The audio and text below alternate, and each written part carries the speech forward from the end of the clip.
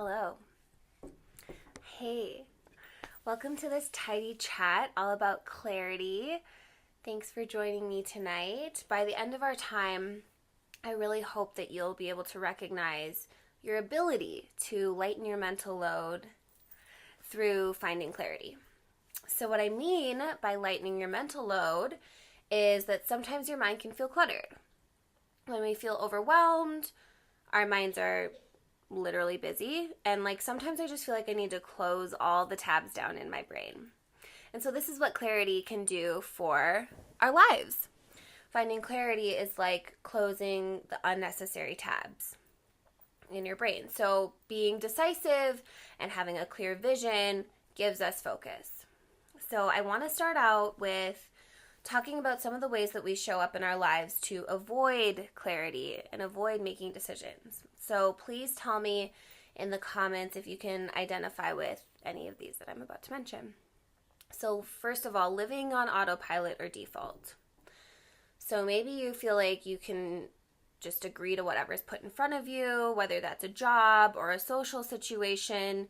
And it might not be that you're having apathy or anything, but if you're used to this pattern of being a yes woman, you might give an automatic, enthusiastic yes just because that's who you are and that's what you do.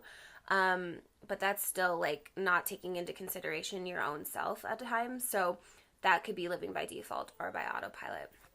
Or maybe you've just been so ready and willing to do something that you'll take any scenario that it comes up for. So with this, I mean, maybe there have been some restrictions that you've placed or have been placed upon you, like location, qualifications, experience for a job, and you've just been willing to take anything. Anybody? Or perhaps you feel paralysis when it comes to making decisions. You grapple with a decision and you're flowing, but it's not with intention. You're going through the motions.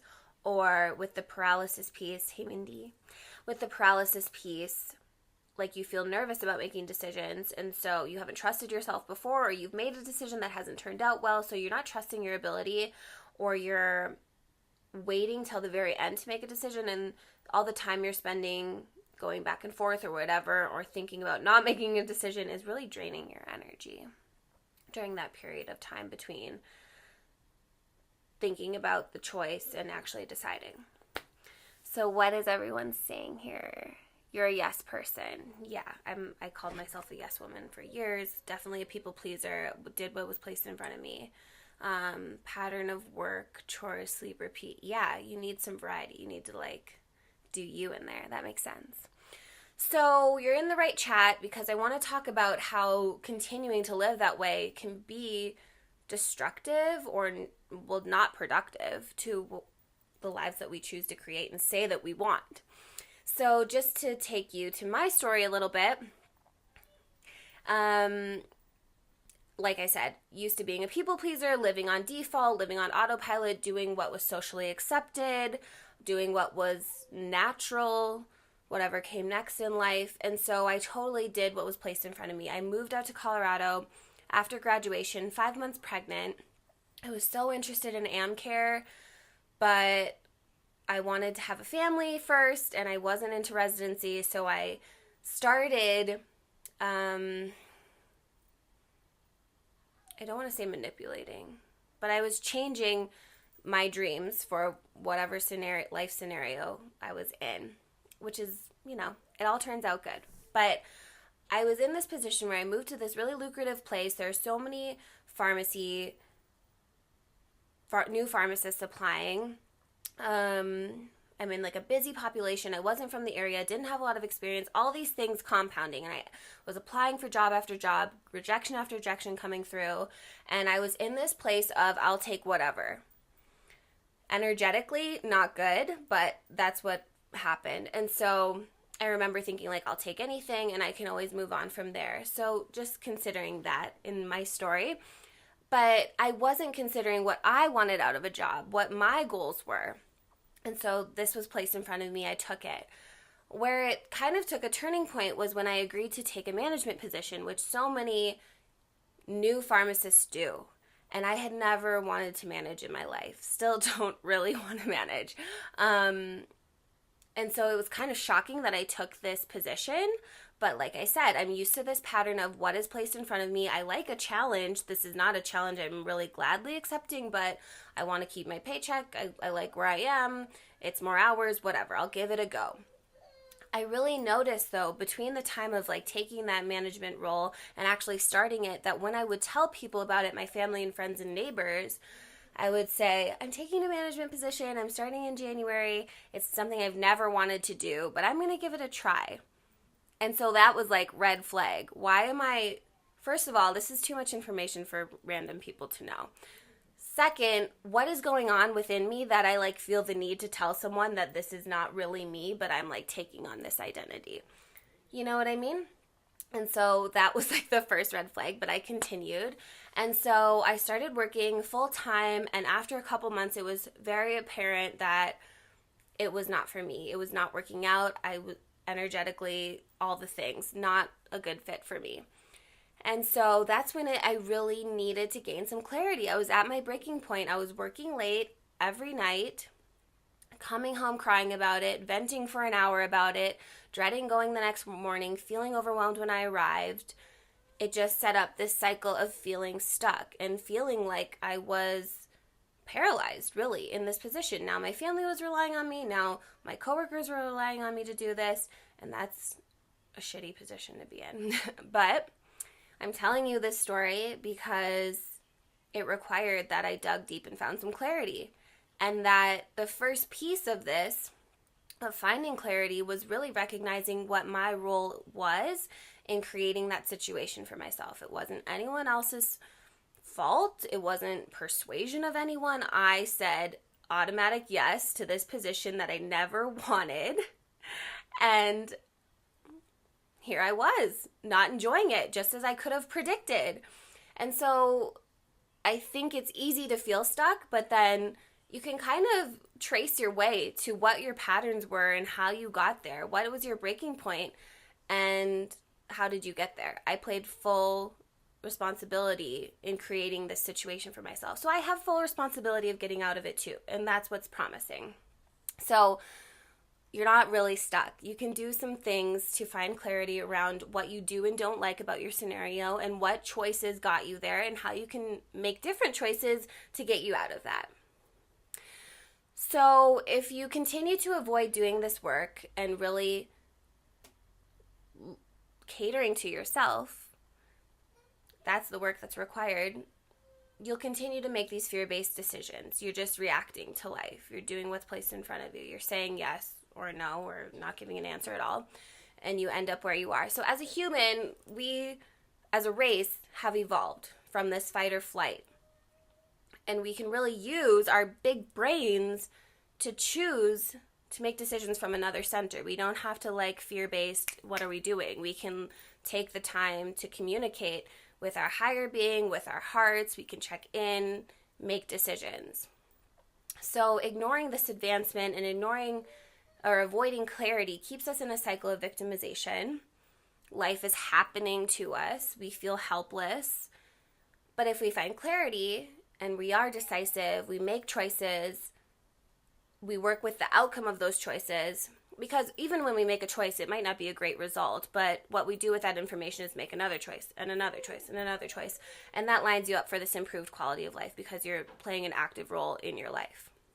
So my pharmacists, healthcare professionals, you want to be working at the top of your license. We always are saying that, right?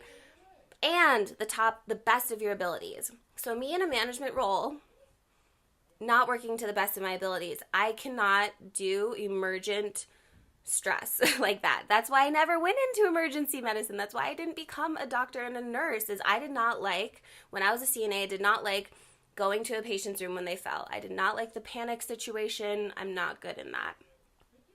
So to work to the top of my license, I have to be in an environment where I'm using my abilities in the best way and I'm feeling comfortable. So you want to feel energized when you go to work. I was in this position of dreading work. That's what I chose. I chose that position. But what if I can choose a position that I feel energized about? I chose this work. I didn't choose to be a pharmacist because I wanted to dread going to work every day. I chose to be a pharmacist because I wanted to help people. I want to enjoy. We can talk about that scenario another day. But you understand what I'm saying? You choose what you get to do. And you want to feel focused instead of feeling overwhelmed and scattered. So that's all part of mindset as well. So just, if you could take a moment, think about the areas of your life, or maybe one specific. Let's get specific on one thing, because that was one thing I did notice with my little poll yesterday. When I asked you all what in your life needs some cleaning up, I want you to get even more specific. You gave me some answers. They were general. I understand it's an internet poll, but for you and for your life, get specific on what needs cleaning up. For me recently, I had to decide what I would close the tabs on in my business. What is distracting me from my actual goal? With the full moon tomorrow, tonight, this is a great time to be releasing what's no longer serving you. What are you closing the tabs on in your life? So, if any of those made sense to you, those scenarios that I put myself in, you took a job without outlining what you want or need in a job, find some clarity around that. If you feel you've gotten yourself stuck in some position that you're no longer liking, it's sacrifice. Find some clarity around that. What about that position? If you are resenting some kind of relationship, find some clarity around that. So really, the first step is to begin seeing. Awareness is key. It allows you to be mindful of those areas that you can improve. And at the same time, many of us know that we need to work what we need to work on, but we're avoiding it because of what's on the other side. And so that was true for me. Like, I knew I needed some strategy in my business, but I was like, that's a lot of work that I'm like not willing to put in right now. Yet at the same time, I'm complaining about the result I'm getting. You know what I mean? Do the work. So to quote Rob Bell, I think this is from What is the Bible? I recommend him 100. Once you see, you can't unsee. Once you taste, you can't untaste. And so once you're aware of your situation and you're committed to making the new choices, those choices have the potential to change your life, no doubt. So that's daunting, but it can be exciting. You want to change your life? Some of us are here to change our lives. That's what we want to do. So what do we do to change our lives? We have to make some different choices. Change what we're doing. Or start making choices. If we haven't been deciding on things and we've just been letting other people decide for us, it's time to step up and make our own choices. We're full-on adults now. I'm talking about mostly to like the new grads, the new pharmacists, because we're not really used to doing things for us. We're used to here, do this, and I'll tell you how you did on that. But it's time for us to grade ourselves, tune in with ourselves, make our own decisions. That doesn't come without finding clarity. So what I would have all of you do tonight is just begin by asking your God or your source or yourself for the strength to begin making decisions that you're actually aligned with.